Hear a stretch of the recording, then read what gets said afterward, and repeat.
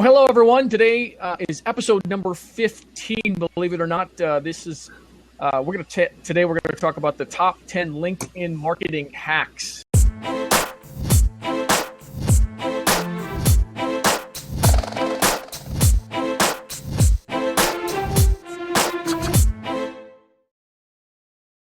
These two are LinkedIn experts, social media experts. You're going to learn a lot about LinkedIn and how to market and sell your business and products. So I want to get started. I'm your host, Mark Fidelman, managing partner of Fanatics Media, and I'm very excited about this show today. As a reminder, we're more about how-to content, not fluffy conversations, although sometimes it does deteriorate into those, I have to admit. If you have a question, on the right-hand side, you'll see a column. Just hit /Q and then your question. Of course, tweet out the blog on the left-hand side. Subscribe to the guest and give them props. That's what those little hands are for when they're answering questions you like. And if you don't like them, then skewer them on the right-hand side in the comments. Thanks. They're big boys and girls, and they can handle it. So our first guest, Lori Ruff, named by Forbes as the top 50 social media power influencer. She's now the chief branding officer of ALPFA. And Olivier Taupin, social media and social branding advisory, founded the 1 million member LinkedIn HR group. And that is currently, I think I'm right, Olivier, the largest professional group on LinkedIn worldwide. I don't know how you manage a group of 1 million, but I'm sure we'll get into that.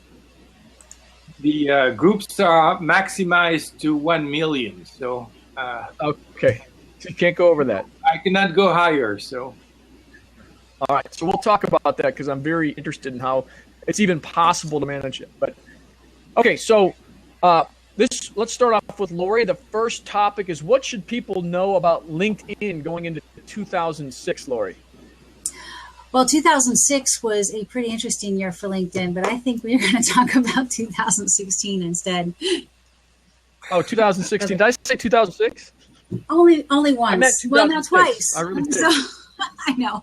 I've got to give you grief when I can because you so infrequently make any mistakes. I have to grab those, take a picture, and enjoy it while I can. But that's a great question, and I really think that this year in particular is the year to ask that question because of the recent changes on LinkedIn and the way things happen. In the way it's much easier now for people to update their profiles because you land on your profile and it's already in edit mode. And the way that it is now being accepted and used for business intelligence, sales, marketing, connecting, all of those things, people are finally recognizing it for all of the various pieces of brilliance things that it can do for you. So thinking first and foremost, I used to say, look at your own LinkedIn profile first and make sure you're dressed before you walk out the door. Now, for 2016, I'm going to say the birds of a feather flock together, and you better have the right feathers on. So looking at who your target audience is for 2016, who are the primary people that you're trying to attract, and you've really got to message your profile for the people you're trying to attract, not just for yourself and what you think you need to portray to the world. Does that make sense? Yeah, it does. But isn't that the same advice as before? I mean, has anything changed with 2016? And it seems like LinkedIn's going through some kind of change, especially with the feed. They're trying to compete with Twitter and maybe Facebook, but in a business sense. I don't think they've got it anywhere close to mastered yet. I think they have a long way to go. But in 2016, are we going to see that change at all? I think that's all a distraction.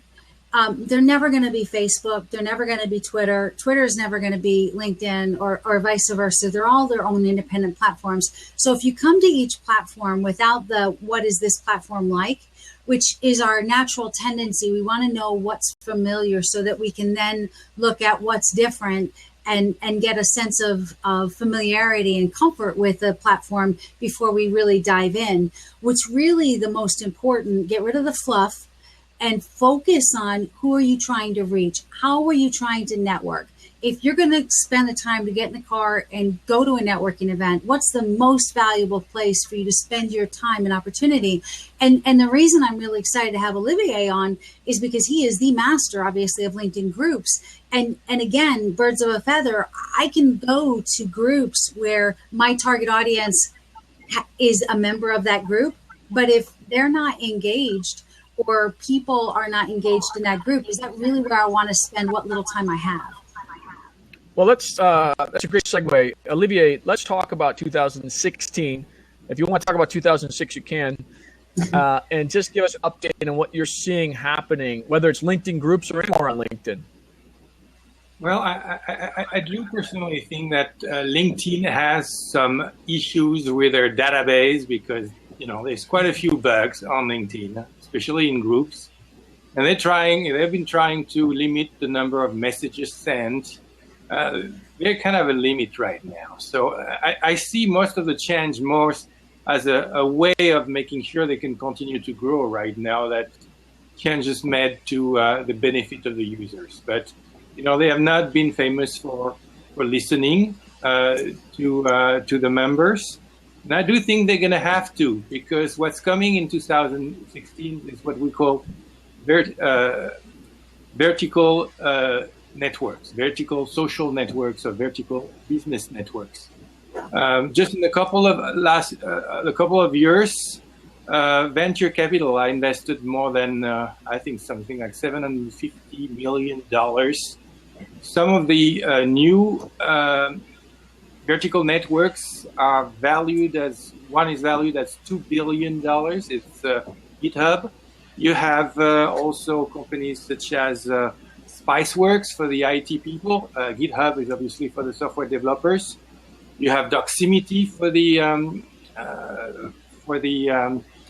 doctors, physicians. You have Edmodo for the teachers. So you're going to see vertical network popping out like that and being very well financed and appearing because if you need to invest in job search, for instance, what will you prefer? If you want an IT professionals, will you prefer LinkedIn, a very large networks, or just going and find the candidate is in a network which is only for IT professionals? So yeah, LinkedIn needs makes sense. to invent themselves. Okay, so a question was asked already. Does LinkedIn have an identity problem now, though? I mean, getting Facebook-like interactions more than business interactions in the last few months. It seems like Facebook is starting to move more into the business realm, and LinkedIn is, they're still stuck in the job search, which is great. It's a fantastic recruiter tool, but beyond that, I don't know. I don't use it other than trying to look somebody up. I used to use their articles. I used to write articles. I got great engagement, and then all of a sudden it plummeted. I get better engagement everywhere but LinkedIn, actually. Any thoughts on that, either one of you? No, for me, it's more than recruiting. A recruiting group. I mean, I use it daily for marketing, and it's a fantastic platform. And I just criticize LinkedIn for the lack of visions, but what they have is already something. When the marketing hacks, you can use really well. So. Yeah. Okay. Or any thoughts on that before we move on to the next topic? Yeah, I'm not sure. I thought that a helicopter just really low over the house. I think that we really need to drop back and look.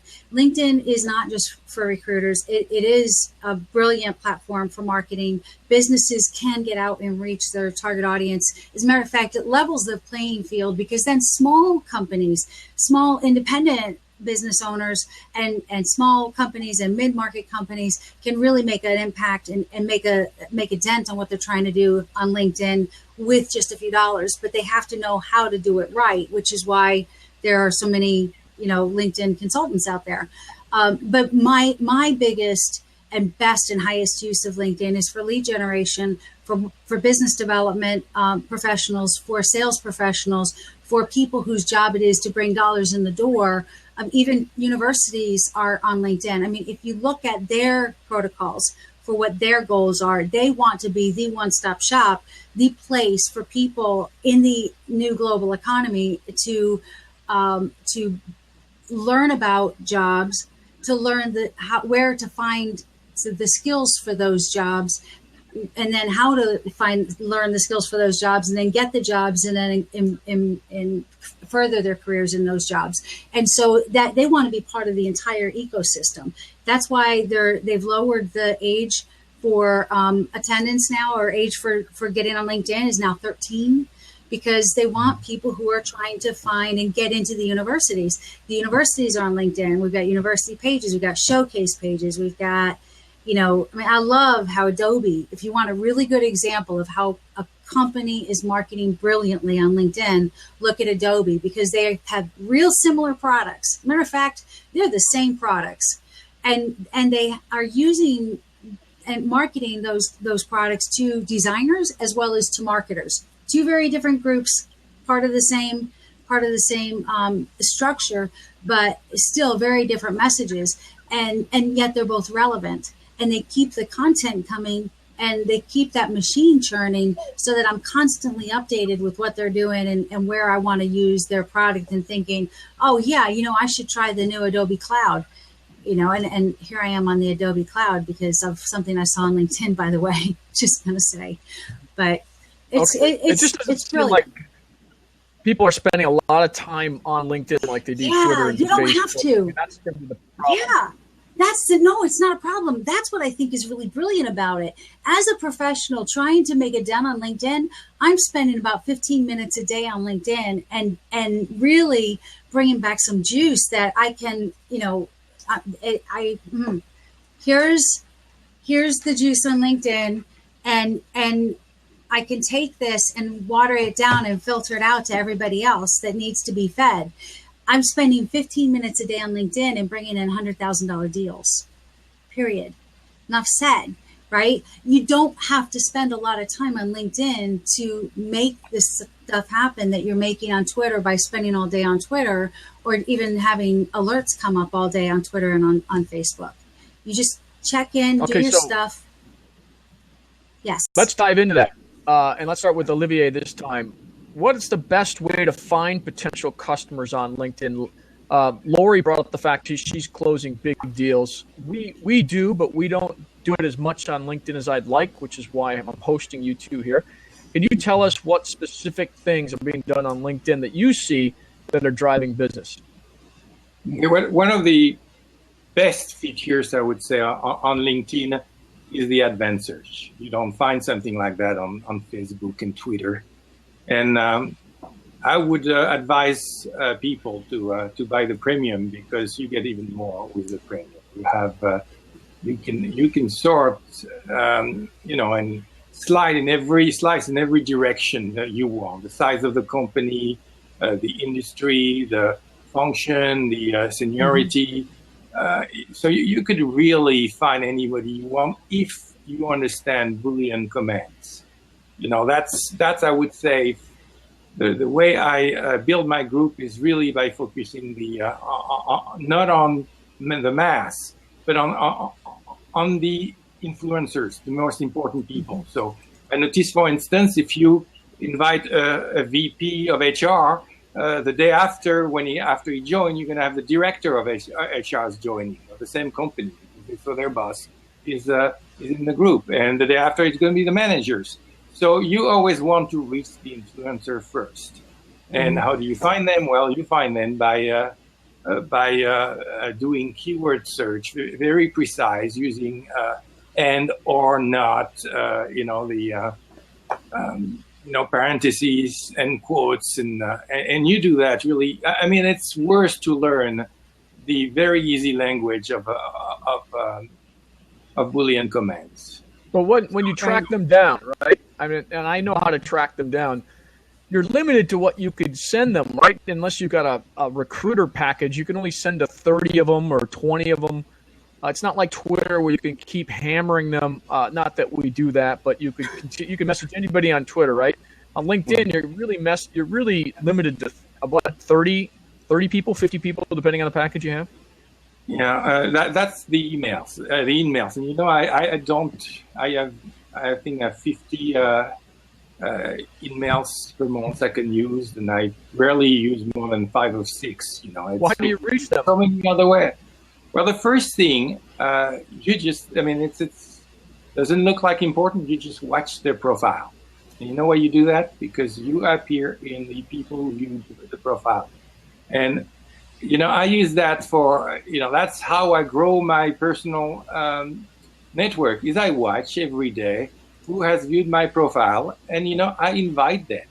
And almost never been not, it's 90% people. If they looked for you and they found you and they went on your profile, it's because you're interesting to them. So if you invite them, and then you have to do that quickly so they remember they saw you, they're gonna, they'll be surprised and they accept. They've seen your face before, and they know what you're doing. So that's one of the way. The other way is the groups. Groups is the second most important tool after the search. It's very important to choose the right group, and may discuss that later. But when you do, you cannot obviously follow all the groups. You want to follow as many groups as you can. You can follow up to 100. Just because when you are in a group with somebody else, it's like increasing your network. You can message directly for free to them. LinkedIn has limited that to 15 per month right now, because maybe the abuse, but also the fact that they have limitations in their messaging capabilities, so that's one way. But you will be able to follow only 2 or 3, really. And then the one that are most helpful to your business, that's the one you join and you participate. And you see who like you, and you like the people that you can help, and you invite the people that you can help. So now one of the well-known problem is that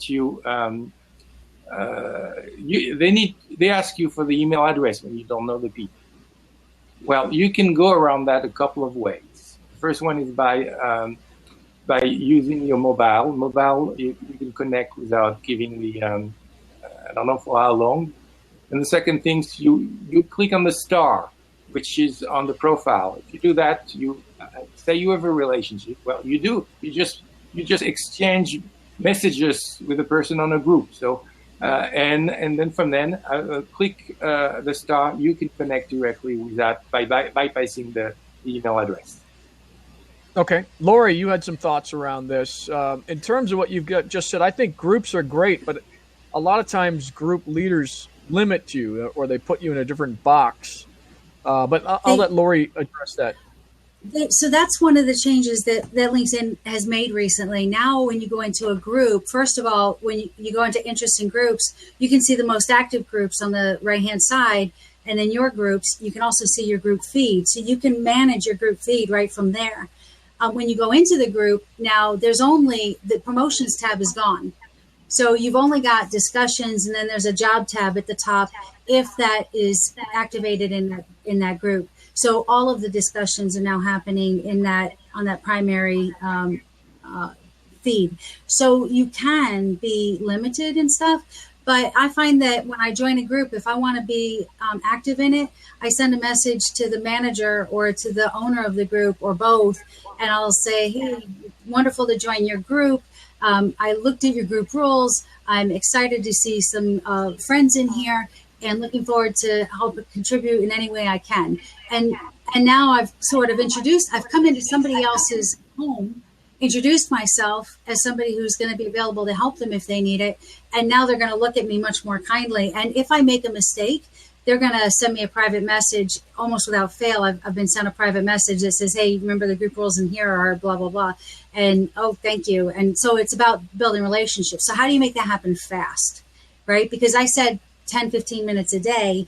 And now we're talking about spending time searching and doing all this. So first of all, I'm going to target a particular company or a particular job title or particular thing. What is it that I'm targeting? So to Olivier's point, I'm using the advanced search to find those people. And then if you have a premium account, you can see, first of all, more search results. But when you also go click on that person's profile, you can add them to your contacts. When you add them to your contacts, click on the little star right underneath their picture, now you can go to your connections and your contacts, and you can send your contacts a message. So if I connect to you, if I save your profile as a contact profile, and you're a second degree connection to me, then don't get this out like really publicly, because LinkedIn will probably shut it down. But you can then go to your contacts and I can send you a message. As a matter of fact, I can send you an invitation to connect with a longer message than the 300 character limit that they enforce everywhere else, because you're one of my contacts, you're somebody I know.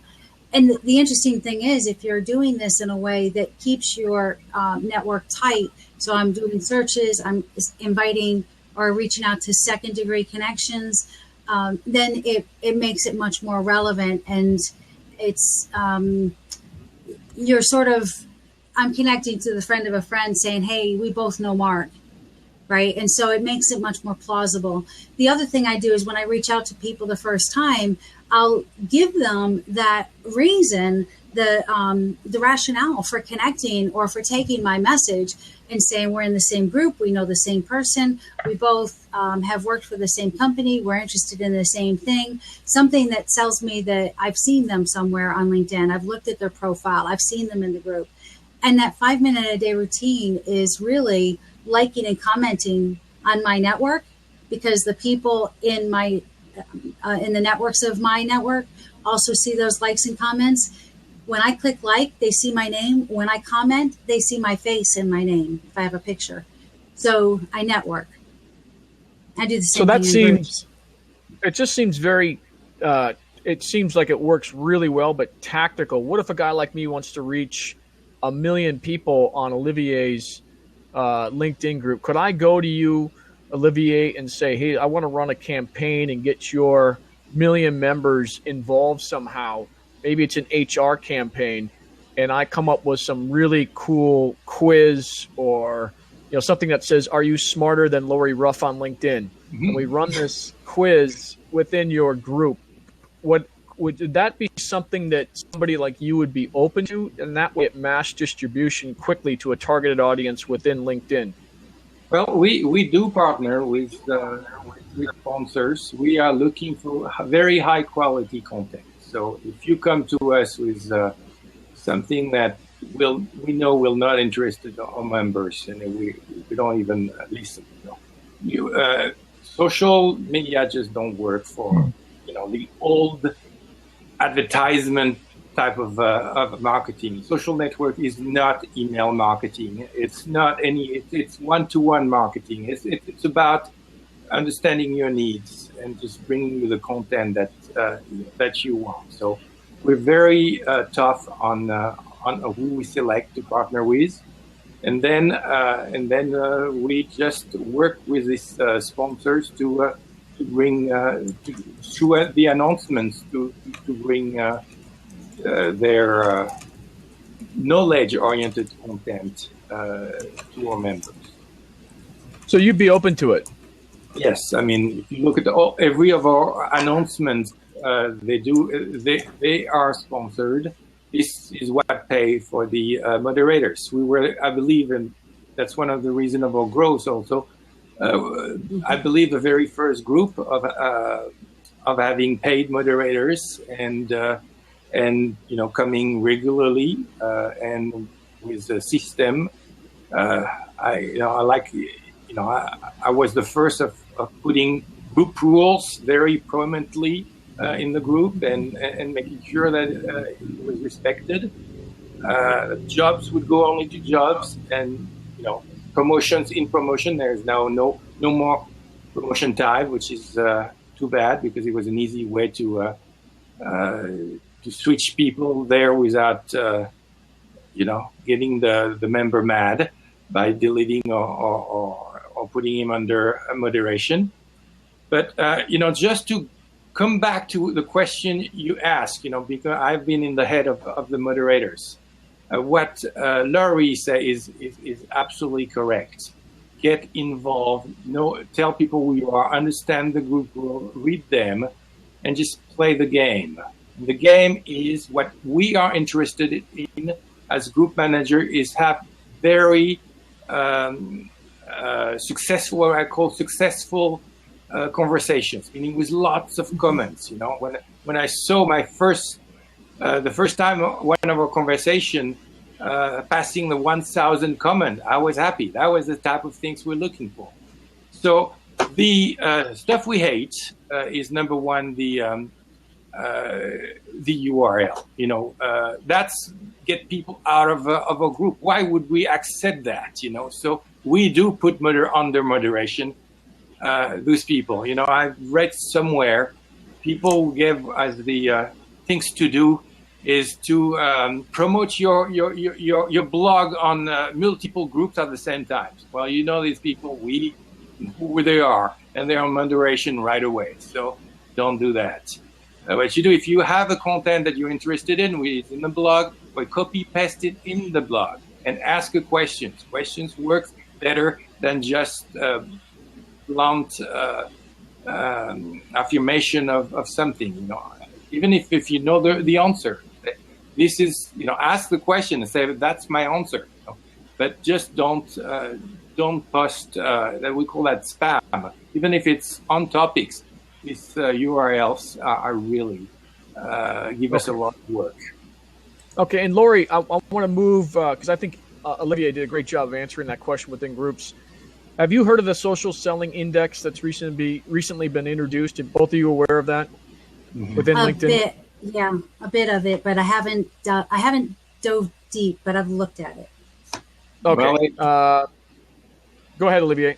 I don't think it's a big success. As you see, they said been introduced, you know, quite a few months ago, and nobody is using it. You know, I follow very closely my own index, but that's not on LinkedIn. You know, it's the cloud score, like most people. So. I don't even know where to find it. Where do we find our so-called social selling? It's not obvious. It's not interactive. You know, it's just they didn't get me here. So on this one, they lost me. People can look and see. You know, how are you ranked in how many profile views you have in your network and things like that too. And you can turn it on for your work or for your network and stuff, and people don't know where to find that. I think some of these more obscure tools that people talk about, and I'm going to call them obscure because the traditional, most typical user isn't going to be able to find them or know how to use them. And I go back again to, where do you want to spend your time? If you're looking for influencers, look at the people that you like doing business with right now. Use them as the focal point of your search. Who are the other people that they're engaged with? What groups do they spend their time in? What companies are they following? What influencers are they following? What are they doing? Who's recommending them, and who have they recommended? Because you're going to find people hang out together, and they spend their time with people just like them. So if I want more customers just like them, that's where I start my search. And again, when I look at their profile and I look at who they recommended and what they recommended them for, I want to make sure that that kind of language is in my profile, so that when they look at me, they're seeing words that are familiar to them, that I already know are important to them. So I'm going to kind of massage it like that, and that's the beginning.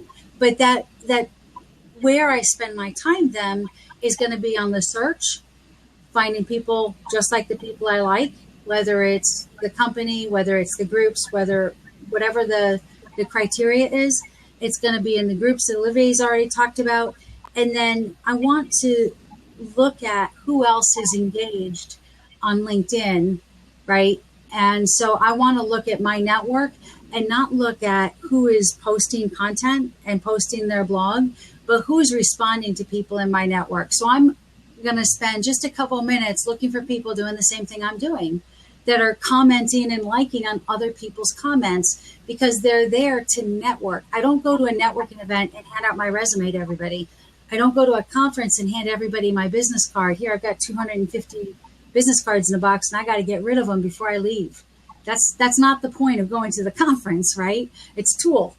And so those are the people that I'm looking for, because that's where I'm going to find the value, and people that are going to bring me either their business or referral business. Okay. Go ahead, Olivier. I mean, it's not the quantity. You know, people advertise how many direct connections they have. And people like Laurie and we have people inviting us. So, I don't care if I have 20 or 25,000 connections.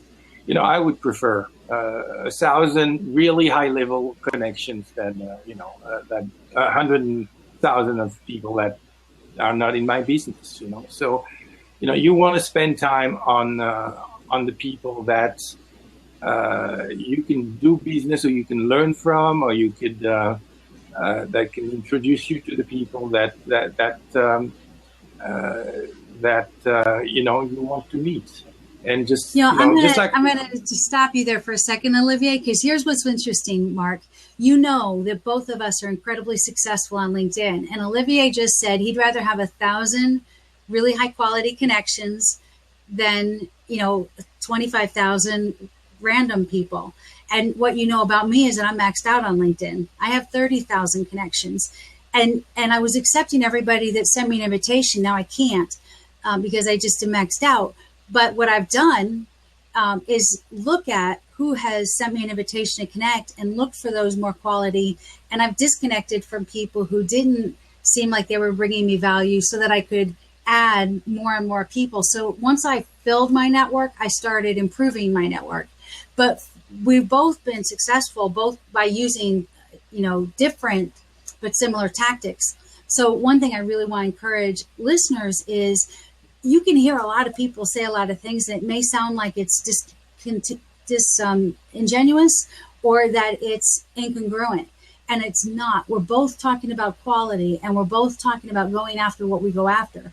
For me, it was the number of direct connections because of the way I engage with people. For Olivier, it was building a group to 1 million people. Now, who's got more connections?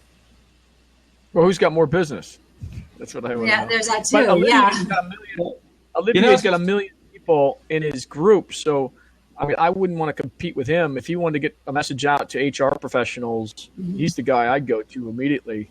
Yes. Let me segue into the next question. So, Laura, you talked about getting a lot of business off LinkedIn, and I don't know if Olivier has done so as well, but what are specific examples, and you don't have to name the companies that hired you, but any specific examples either with your clients or yourself that you can share, and then how they found you, or did you find them? That's what I'm real curious about. Well, I'm going to give you 2 examples. So one is somebody who's very well networked, like I am, very well known in his networks, and I network online like I network offline, and so he, because of my propensity to populate the internet with as much content as I possibly can, he found me, and I'd done a post on the top 10 women on LinkedIn. The reason I did the top 10 women on LinkedIn was because at the time I was the number 9 most connected woman on LinkedIn. Big deal. If nobody knows about it, what does it matter, right? So I did that post, and then 6 months later I did it again, and the difference in that 6 months, there were more women in the top 154. It took 154 to find the top 10, and so this guy found me because of the content I was putting out, and asked me a question based on that expertise. We've done a lot of business since then. We've recommended each other. We've given each other business. We've given each other referral business. And now I call him my boss. And I'm now the LinkedIn, the chief branding officer for a 100,000 member professional membership organization that cuts across the country. And I never before he told me this, saw myself as a branding professional. But now that I'm actually doing the work, I'm like, oh my God, I'm so suited to this. It's really crazy how other people see things in you that you don't see. That's one example, which has changed my life. The other example is somebody who stumbled across me because we happened to attend a school with the same name, and it made them curious about me. And so I went to Tabernacle Christian Academy in high school, and he went to Tabernacle Christian Academy in a different state. And so he sent me a message on LinkedIn and said, hey, it's really cool that we used to go to the quote unquote the same school at different locations. And I responded back. And when I did, I looked at his profile. and I saw that he was a vice president of a particular division of a very large global manufacturer. And I sent him that note back, and I was like, it's really cool to connect with you like this. What's your biggest pain point in your job? And he told me, and I said, well, that's interesting. You should. So we started the conversation back and forth. We ended up training not only the salespeople in his division, but in 3 other divisions in that global manufacturer. And so it's just a random thing, that we happen to share the same school. Point being that if you're not there, you cannot be found. And if your profile's not built out with things that make you uniquely you, then you also can't be found, and you won't pique people's interest about who you are and what you're all about.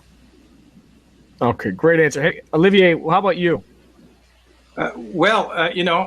Linked HR is just one of the 100 plus groups we're managing. So our company is specialized in creating growing communities and managing these communities, in a professional manner. So we work we've developed communities for Oracle and IBM and some other companies, and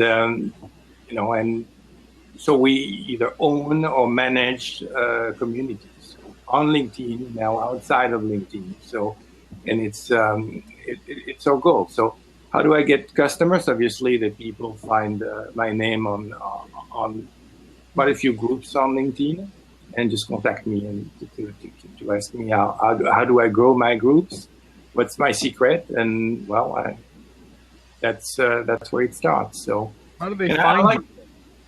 I like the parallel you made, Laurie, about our own connections in the group. I would have just had to shout out on LinkedIn HR, invite me to connect, and I would my inbox would have exploded. Every Christmas and New Year for me, it's the season that on LinkedIn I hate the most, because I have to. I have 200-300 people telling me Happy New Year. So this is where the day I fear the most is I arrive just like you at 30,000. So I'm making sure that this is quality, and I'm selective. When people invite me. So same thing in groups. We have a maximum of 1 million. So. If you're not in HR, you do not join. You will not be approved in linked HR. So it's that simple. Unfortunately, we don't have the choice. So. Okay, so it seems to me, for prospecting, LinkedIn is pretty good for 1-to-1, and then if I know somebody like you, Olivier, I can do more of a mass advertisement, if you will, for lack of a better word, or maybe a campaign or something educational to your group, and it'll end up in, do 1 million emails end up in those inboxes of your members? Is that how it works, or does it work a different way? Announcements is the word advertising is absolutely not the right word, because if it looks like an advertising, it doesn't go in an announcement. So. And it's still 1-to-1. I believe social media is 1-to-1. And included the announcement in the way that an announcement is by default a conversation. So it appears as a conversation. We usually feature it, and people usually when we send that, it's to join a community, watch a webinar, participate to something. So. So it doesn't maybe please everybody. I think that's one of the big mistakes of by the way of LinkedIn, is just to have us send to everybody at the same time. I would prefer to be able to do a search on my members and just do send only to 200 people a message rather than the whole million. But we don't have the choice. So everything you do is sent to, is it just announcements that's sent to everybody, or is it a daily digest that's sent to everybody? How's that work? The daily digest we don't choose. It's LinkedIn. We are just setting up. LinkedIn has, because most of the group, I would say 95%, are not managed. And LinkedIn has kind of decided to manage it themselves. So they have create an algorithm to decide what's a promotion and what's not, and encourage people to post, URLs and stuff like that.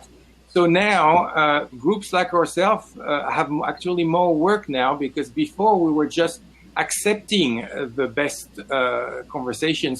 Now we have that imposed by LinkedIn, so we spend our time removing conversation instead of accepting them. So, wow. Okay, so just a hack, I think that I'm just trying to dig in at.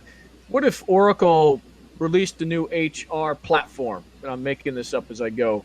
And they approached you and said, "Hey, we'd like you to give a free month to everybody within the group." You wouldn't do it. Sorry, what would you do? What would you do for them? Well, for Oracle, we have done a lot of things for events, regional events.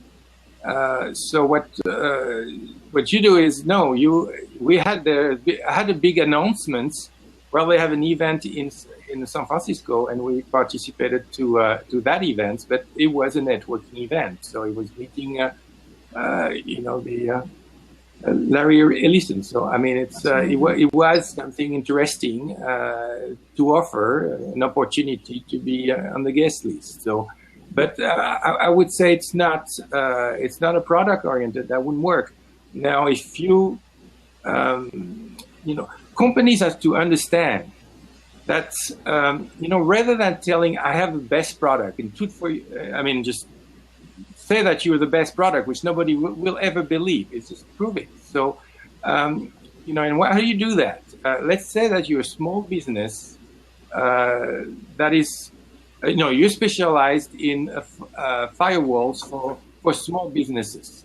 Now, instead of saying I have the best firewall ever, you just create some type of webinar or a white paper or an ebook, or better multimedia is better. I think Blab will play a huge role in the close future on LinkedIn. But what you do is you tell people how to what's the ways, how people hacked into a small business, what it is, what type of products they should go for, without ever mentioning your own product. That's far smarter. You prove that you know what you are speaking about. And you know what? The people going to download this white paper, go to this webinar, are people will have that specific need. It's people that will want to be contacted. So that's the secret. Don't advertise. Fair enough. So last question before we wrap things up. What are the big mistakes that people are making on LinkedIn? And let's start with Lori. I think the biggest mistake people make on LinkedIn is trying to be somebody they're not, or trying to be somebody else. If you look at me and what works for me, if you're not like me, it may not work for you. That's why I like to give people lots of different examples. And if you are trying to talk about things that you know not of, neither Olivier nor I were willing to really dive deep on the social sales question, because what's the point, right? We haven't really been there and investigated. I can tell you what I looked at. My first impression was okay. But aside from that, I'm not going any further. And so if you want to learn more, then get in with the people and with the crew and look at the language and look at what they're talking about and what's important to people. That's why when you're looking, if I want to talk to you, Mark, and I've never met you before, the most important part of your profile to me is everything at the very bottom.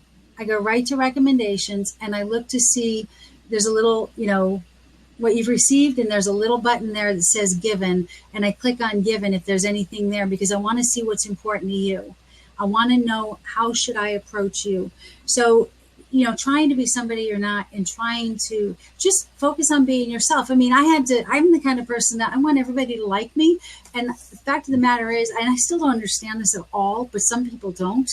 And I'm trying to figure out how to win them over. But while I'm trying to figure out how to win them over, I'm spending more of my time being who I am, because there's over 300 million people on LinkedIn. There's got to be somebody there that likes me, right? And so don't fret the stuff that you just don't get or that you don't know. Learn the best you can. The second thing is not understanding SEO hotspots. So for the people who are a little bit more proficient on LinkedIn and want that key, we created the group for Alpha, the Association of Latino Professionals for America, on LinkedIn, and we have one group, one official group. But if you go look at that group, you can search Latino or Hispanic or Latin America, and you're going to find that group show up, because I went to Olivier and I said, how do I get this group to show up more on the search results? And he reminded me it's the name and the short description. Those are the only two. On your LinkedIn profile, it's your name, which better not have anything in it other than your name and lettered credentials, and your title and company name fields. So your job titles, are really important. Don't just put CEO. That's great for SEO, but at the same time, people have to read it. What does that mean to the people reading your profile? Why do they want to reach out to you? So those SEO hotspots that are very visible need to be readable to your profile, and then just be yourself, because you're really cool. How about you, Olivier? What are the big mistakes that they're doing in groups and everywhere else on LinkedIn? Well, being authentic, it is essential. And, we all are different. I'm a geek. Let's be honest. You will see rarely my face publicly. I hide behind my community share. We have a plan with Laurie working together. I'm going to hide behind her because she presents so well. For me, I'm more kind of an analyst. So my role is to find what's the trends and all of that. So the mistake that I see, you're right, it's the banner. What I call the banner. You have a banner on LinkedIn. It's your picture, it's your professional headline, and your name. As Laurie said, your name, you can change it. Make it as simple as possible. None of this star and stuff like that, and especially not lion and the number of connections you have. But the second things, most important are, the pictures. It's what people see. Because people have no pictures sometimes, so they have a vacation picture. Let's have a professional picture, and professional for the type of jobs you have. If you work in a bank, yes, you need a suit and a tie. But if you are a creative, be creative. It has to be yourself. How do you feel for your, dress like, for the job you want to have, not the job that you have, and the professional headline. By default, it's your company and name. You're not your and title. You're not your company and title. That's the first thing you should change. It's your slogan here. It's your advertisement. It's your way to promote yourself. Spend times on that. Hours, days. Ask people. This is the most important line that you have in your whole on your whole system. And last mistake is keywords in your profile. You will not be found if you don't have the right keywords. Make sure that you repeat those keywords enough time that especially in the title. If instead of just writing your title, president, just put between parentheses a few keywords that describe your job better, so you can be found. So it's just little tricks like that, but they work so well to come back to the top of the people found and inviting people to in your business home, I would say, and describe who you really are. Yeah. Okay, so I'm going to end with one of my pet peeves, and that is where people will put 50 people in an email on LinkedIn and spam everybody. And I mean, that's automatically deleted for me, no matter how compelling it is or how educational. So that for me, I can't stand. I don't know why people continue to do it. Or somebody that downloads their entire LinkedIn database. There's a box too, and you got to uncheck the box to put everybody in the blind copy. And I've unfortunately sometimes forgotten to uncheck that box. So now I go uncheck the box first. So if you're sending a thing, you can send attachments via LinkedIn now. So there's some cool features on there, but it's evolving. But to your pet peeve, Mark, just be really careful what you're sending before you hit send. So you're saying there's a box that shows BCC, and then will it auto-populate? Well, it doesn't say BCC. What it says is you put all the people in here, and the box at the bottom says allow everybody to see each other's email, and it's automatically checked for you. If you uncheck it, the opposite is true. Don't allow everyone to see each other's email, and then it'll send it BCC. But it doesn't say, do you want these people to be in the 2 column, the CC column, or the BCC column? There's none of that clarity going on. Is there a form field, or is it just come across as generic? Does it say hi, Mark, or does it just say hi? No, it's just the names or the names and the email addresses in the to field, and then whatever you put in the content is the content. Right. Okay. All right. Well, that's good to know. And this is a mistake to do that, because what works when we invite people to groups, to join our group, it's never hi all or whatever. It's dear John.